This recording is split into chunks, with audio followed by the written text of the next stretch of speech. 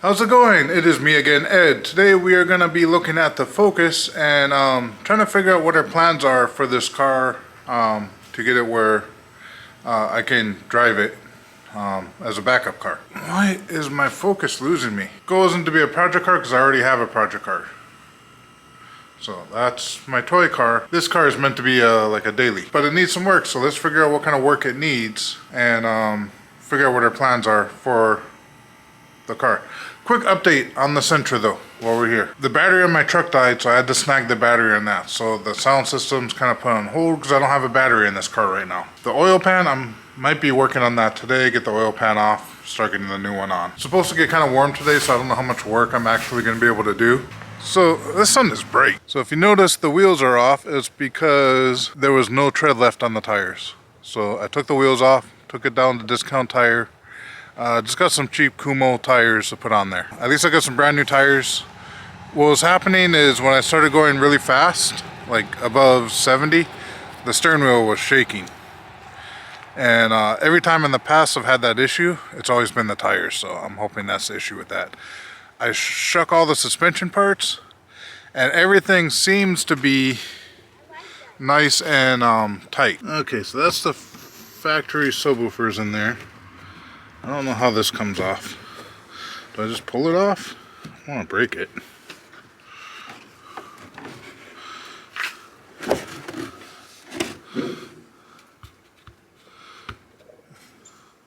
It's a Rockford punch. So my idea is I'll mount the amp somewhere in the trunk or underneath the seat and then just run wires directly to this speaker. So I'm going to bypass the factory amp altogether. So I think that's what I'm going to do. So these are the tires, as you can see, nice and new. Future plans is I want to get the suspension, but I don't necessarily need that right now to use the car as a backup car. But everything seemed to look okay. So we're going to go look underneath the car. So I am going to take this thing off the gimbal so I got more room. And I want to show you a couple things underneath here. I am not going to modify this car. I am not going to modify this car. I am not going to modify this car. I am not going to modify this car. I need to keep telling myself this. Let's go under the car. Let's see what we can see underneath here. There's a rattling noise underneath this car. Sounds like a heat shield hitting something. So this is a really funky header design. This is actually from the factory. Like it comes down and like swings forward and then comes back. It has to go back and comes. So like it comes down, swings forward, comes down again, and swings back that way, and then up and over. I guess up and over is not too unusual, but I just found this really interesting. One of the issues I'm having is it's melting these fans.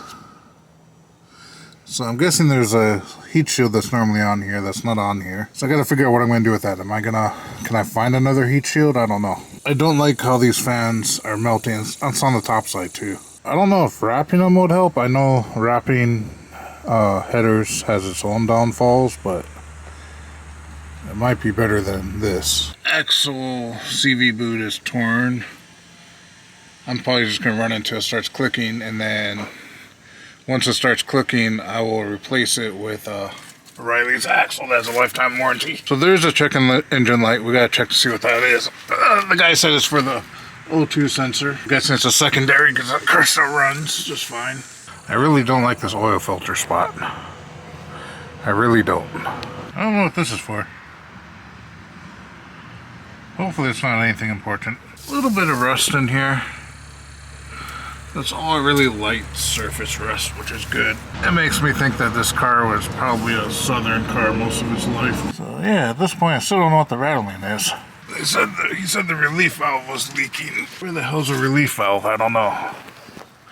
It's probably up top where I can't get to it. I don't know, I just want to take a can of oven cleaner, spray this entire thing, and pressure wash it. But I'm probably going to break something if I do so. Why am I getting so old? I can't do this much longer. We still haven't solved that mystery of the rattle. So I guess the next step is get these tires on, test drive it. We gotta go check for codes on this thing. The check engine light went on. Well, the check engine light's been on. I never actually checked it to see what it was on for. Previous owner stated it was O2 sensor. I wouldn't be surprised if there's other codes as well. Any other code, like, codes don't really bother me that much because I like codes. If I have a code, I have something to go off of. It's when I have issues with no pending codes in the system, it's a lot harder to troubleshoot anything. So you can see I got the tires back on. Drove the car, probably got about, I don't know, over 50 miles with these tires on today. So everything runs great on the car. I did run the scan tool. I got 8 DTCs, which sounds horrible, but I like DTCs. I resetted them, drove the car, and check engine light did come back on. I know I'm gonna get one for the O2 sensor because the cat is gutted out, so I should have one for the second O2 sensor. Not worried about that one. Any other ones, I need to know what those are. Okay, I don't know what the fuck just happened. The car keeps cranking. I destroyed my garage door. I took the key out.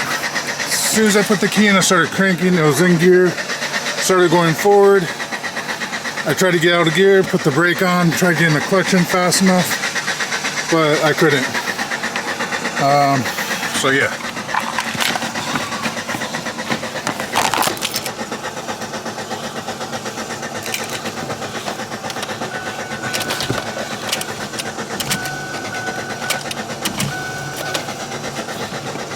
So I'm over here editing the video, so let me give you a little more background on the last clip and the events that actually happened. I put the key in the ignition, I didn't turn it, so I was outside the car plugging in the OBD2 reader into the car. As soon as I plugged in the OBD2 reader, it started cranking by itself and it was in first gear. First thing I did is I hit the e-brake, which didn't do any good at all. Then I tried to pull it out of gear, which I couldn't. I tried turning the car off and pulling the key out, but it was still cranking. And I was trying to press in the clutch with my hand, but the problem is I'm on my knees and the car is going, you know, is moving. So I'm trying to walk with the car as it's going forward. And I couldn't get to the clutch fast enough before it the car went right into my garage door. That's what happened there. Kind of sucks. I gotta buy a new garage door. There's a scratch on the front bumper, right on the edge. It's really small. I might be able to get some touch-up paint to make it less noticeable. Luckily, damages isn't too bad, but now I gotta figure out what happened and so I can fix it so it doesn't happen again. It was really strange, and yeah, I've just never had anything like that happen to me before. So the car kept cranking even once I got the clutch in, got into neutral. The car was still cranking for almost 5 minutes. You know, I was still trying to get the car to turn off by putting the key in, on, off, whatever. And then I grabbed the camera to try and get something on film. So I got about 3 to 4 minutes of filming of this car just cranking. So you saw about 20 seconds of it, because I'm sure you don't want to watch 4 minutes, 5 minutes of a car just continually cranking. So I ended up running inside the garage because I wasn't about to go through a bunch of sockets. Grabbed a pair of pliers and then disconnected the negative terminal on the battery. That's how I got it to stop. I have not reconnected the battery. After that, I just kind of like, you know what, fuck it, I'm done for the day. I went inside the garage, I kicked the garage door so it doesn't look as bad, so dented it back out a little bit. And yeah, now I'm here making the video. Anyway, thank you for watching. Aloha. Peace out.